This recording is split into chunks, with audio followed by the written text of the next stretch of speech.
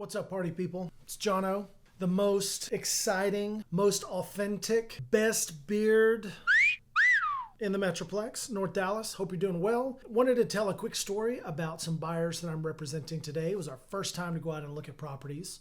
And a little bit of apprehension coming into the market because we hear things. People say things like, there's no inventory and you're not gonna find anything, and now's a bad time to buy, the bubble is about to burst, all of those things that we hear. So just to give you some perspective, I set up a search for these guys, and I love it when agents say there's no inventory. In their particular case, there are 52 properties that match their criteria today. 52 properties. And they're pretty specific. But I think part of it is just setting the expectations. What should you expect if you're going to look for a home to buy in North Dallas in these uncertain times?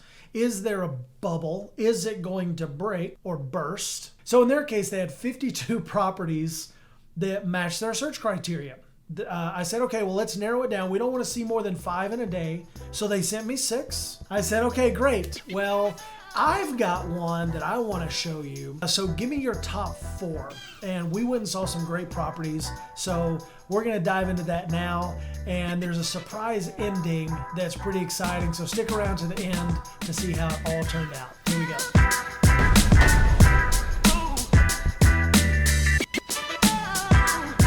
First property down, good looking house in Garland. Gonna head up to Plano now for property number 2. One recommendation that I'll make to my buyers is we've only got about 15 minutes to go through a property to get to the next one and not have this spread out all day. We want to have some downtime.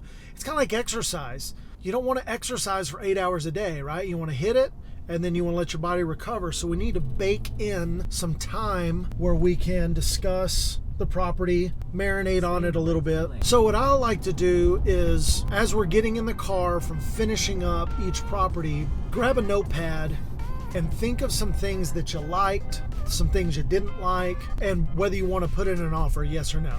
By starting it off that way, it starts to set the decision, starts to set the tone of, okay, we're actually doing this. We're going to be making an offer. Is this a property that we want to make an offer on? And it takes some of the anxiety out about, if folks have a bend towards being indecisive. It's a big decision, but it's not a life decision. It's not a life or death. You're not deciding who you're going to marry. It's a property. You can make any property you live in your home. We want to just see if we've got some vision. Can we see ourselves living here? Can we see ourselves living here for several years? Do we like the neighborhood? Like some of those points. And then do we want to make an offer, yes or no? Again, to take some of the fear and anxiety out of, oh my gosh, are we really about to do this? As we're looking at this last home, it was a flip. Someone had come in and redone the cabinets and had painted and put flooring down, but there were several spots where the flooring, they put down LVP or luxury vinyl plank, which I love. Looks great. It's near bulletproof. Don't shoot it. But it's great for water. Looks nice. No slip. And it's cheap. Cheap to replace, cheap to put in. There were some spots where it had buckled up, and there's a variety of reasons why that can happen, but they were in places that you could easily cover with a rug. I'm not saying that you should buy a house where someone has cut corners. What I'm saying is no house is going to be perfect. There's going to be bumps and bruises and boogers on all of them. So you want to look at it as a whole, and the total is greater than the sum of its parts, truly. Anything that's wrong with a house, we can fix it. And we can make it move-in ready if you decide this is the one we want. So, headed to the next property. We'll have a little bit more for you in just a minute.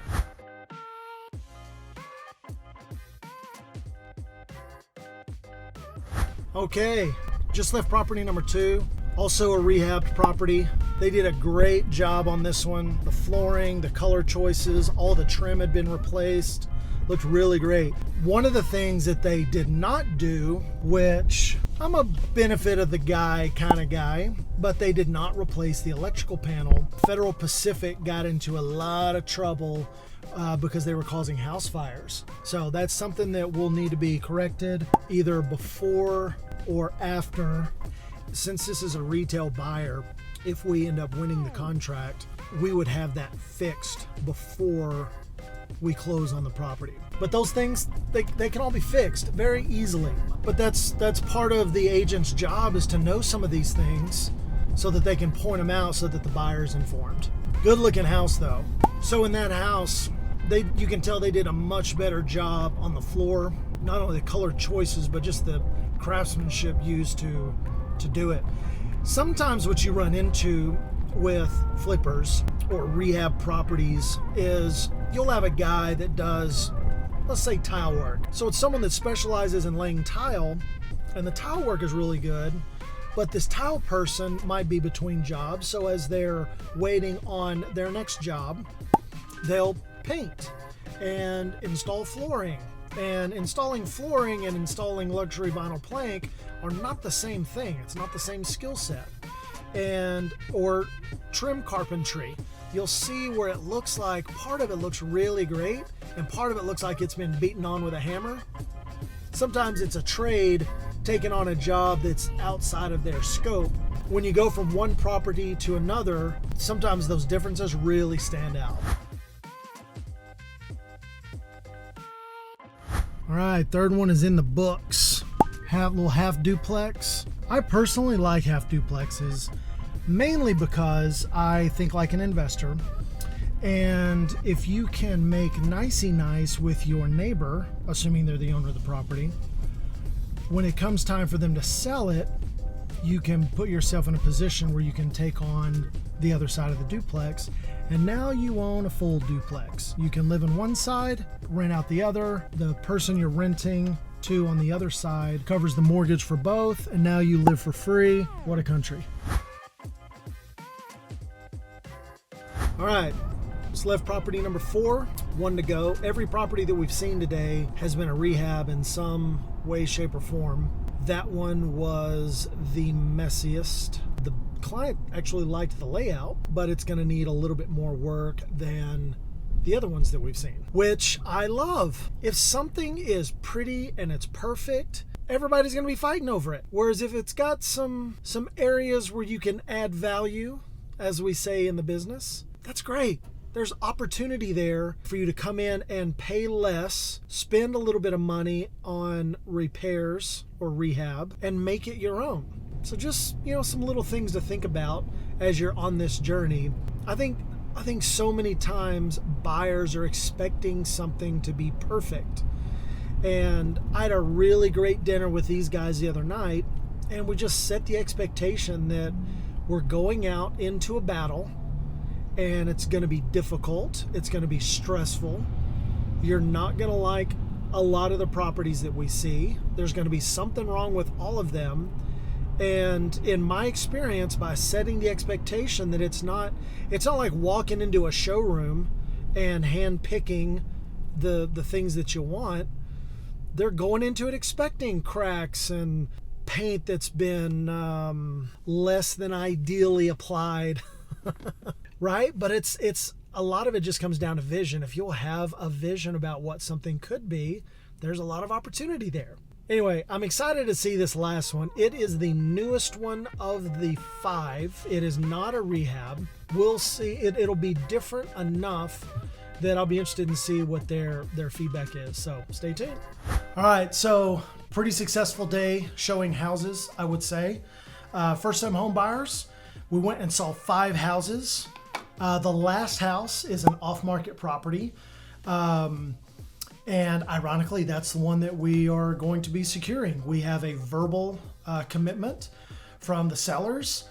We are in alignment with the offer. Everybody feels like they're getting a good deal. Now we just have to put it together and get it executed. Here's the thing, man. Who you hire matters. Who you hire matters, right? We don't all have access to the same inventory. The reality is there are pockets of inventory out there that not everybody knows about. It's just the facts.